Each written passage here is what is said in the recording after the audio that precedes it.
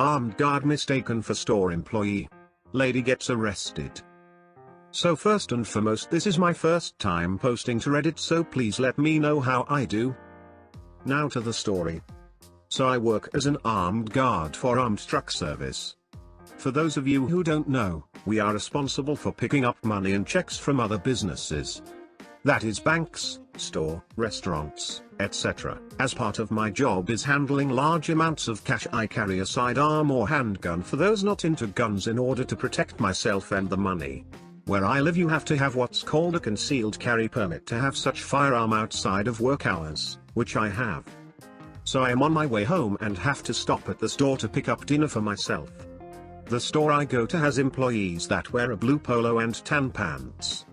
My uniform is black pants and red polo with company name on it. And as I had just got off work, I still have my name badge on and sidearm in its holster on my hip. Cue crazy lady. I'm browsing the Freesia Island. She stops me and starts to ask where product Z is. She stops dead in her tracks as she sees my gun in its holster. Stops talking and fast walks out of the aisle. I just assume she realized I don't work there and left to find someone who does. I go about my business and proceed up to the cashier line. As I'm waiting to get up to check out, in comes a swarm of about 8 police officers. They come straight to me with crazy lady behind shouting, "That's him, that's the guy with the gun." They point their guns at me and order my hands up. I drop what I have and comply. I state that I work for Company Z and that I have a permit for my weapon. They lower and holster their guns after the commotion and apologizes for the confusion, but said they got a call about a guy walking around the store waving a gun around. I say I'm sorry, but since I have been here my gun has been holstered. Never left the holster. They turn to the lady and ask if it's true that I never took my gun out of the holster. She yells that I'm lying and that I can't have a gun in the store anyway. They of course go and check the security footage and see that I did nothing wrong and let me go on about my business and apologize again for the misunderstanding. They then turn around and handcuff the lady who called and told her she is being arrested for misusing the 911 system and inciting panic. Not sure this entirely belongs here and I am open to comments. Edit. Wow, this post has blew up more than expected. Thanks for the awards. Glad I could share my story. For clarity, I am white male but look Hispanic due to the dark skin tone I have year round. I'll poop wherever I like. This sub is a dream to me. I have experiences like this constantly. I think it might be due to having spent 17 years in the service industry. I just have that look. I've started wearing earbuds everywhere I go, but obviously that's not something I can do in restaurants and bars. My buddy was taking me out to a fancy French restaurant as a treat and I was pretty gussied up. I really enjoy getting dolled up and wearing a beautiful dress to enjoy a wonderful meal. However, the city in which I live, Portland, Oregon, has a reputation for diners dressing down, even in fine dining restaurants. It's a running joke among locals. You'll go into a restaurant where a couple will easily drop a couple $100 on one meal and over half the room are wearing hiking clothes or yoga pants. I only mention this because the staff tends to be better dressed than a clientele. I was wearing all black with my hair in an elaborate updo and chandelier earrings. I think the all black is what started everything. This particular restaurant has a well-known, and frankly downright foxy, chef who typically works at a station exposing and plating where everybody can see him. It's also near the door to the only washroom and the service station. It's a huge restaurant and with only the one washroom, there was a bit of a line. I waited and at one point I think the chef and I exchanged a few pleasantries. When I was next in line, a middle-aged man in a Portland issue-plaid button-up and jeans got in line behind me. He had cranky energy and was shifting from foot to foot. It didn't seem like he had to go badly, just that he was impatient. I had been waiting much longer than him and found his constant sighing and scoffing irritating. When it was my turn I reached for the door only to have this awful man push in front of me and nearly knock me over, shoving himself into the open door. I was so taken aback I just sort of froze and said, "Excuse me, I was next."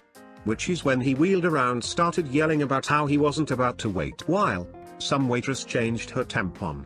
and then yelled at the chef that he should have a staff bathroom, because it's disgusting that the staff used the same bathroom as guests, and implied he might not pay for his meal because of it.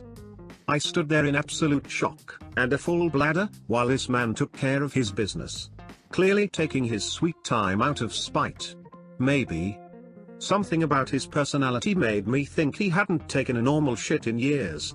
The chef apologized to me, and a waiter who had been at the service station commiserated. I decided I don't work here, but even if I did, there is no reason to be treated like I'm not a human. Seriously, dude. You're wearing muddy two-hour sandals and suddenly acting like we're in effing Downton Abbey. When he came out, I used my entire body to block his path out of the bathroom and gave him a stern, but quiet lecture about how, A, I actually wasn't an employee, and B, there is nothing wrong with sharing the bathroom with the staff, and told him that he had ruined what should have been a special night out. Again, this all happened in full view of the entire kitchen staff and several members of the wait staff. I hadn't realized it at time, but this jerk was actually seated directly next to my friend on the banquet. His female dining companion was sitting next to me. I had been gone easily 20 minutes and my friend was confused and annoyed. I figured at that point I had nothing to lose, so I loudly explained what happened while gesturing to the awful man and making pointed eye contact with the woman. The man looked furious and the woman just silently glared at him. After a few minutes, the waiter wordlessly dropped their check. They were mid-meal and hadn't been offered dessert.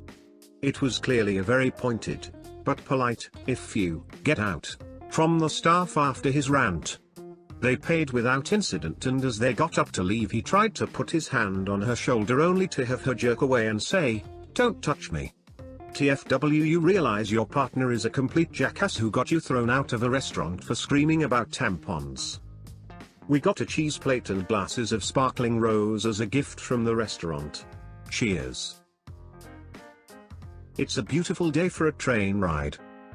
Right, so this took place way back in 2007 when I was in my early 20s, working full-time at an auto parts store. I drove a white 1982 Nissan Pulsar. It was ancient but no complaints. Relevant, I promise. It is 7 a.m, I'm driving to work one morning and pull up at a crosswalk to allow a dog walker to pass me.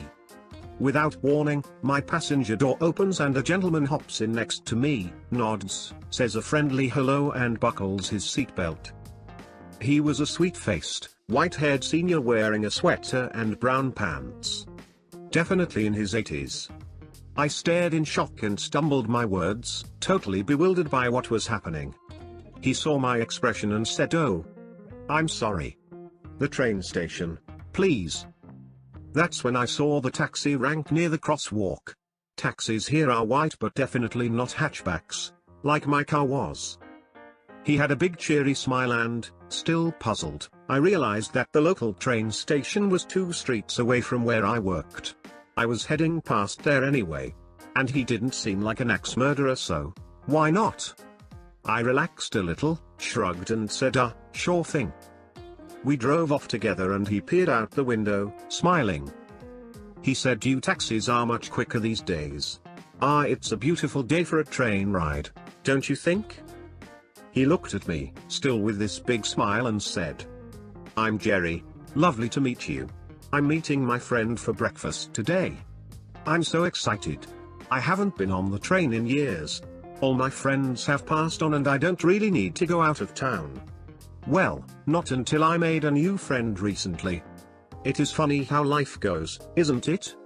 An old codger like me with a breakfast date. Can you imagine?" "Oh well, that sounds lovely, Jerry. Where are you off to?" He cheerily described the town he was visiting, an hour away by train, and described the store he wanted to visit while he was there. We chatted the whole way and I was so taken by how upbeat and cheerful he was. We pulled into the offloading zone outside the train station and he pulled out his wallet. I jumped in, saying, "Oh no charge mate, I don't have my meter working yet." Telling a lie was better than deflating his happy spirit with an embarrassing situation. He was chuffed. It was a chilly morning. I walked him to the ticket office, where there was a heated waiting room he could sit in until his train arrived. He thanked me, smiled and said it's a beautiful day for a train ride. You take care now. Take care, Jerry. It's been 11 years and I often find myself smiling when I remember him.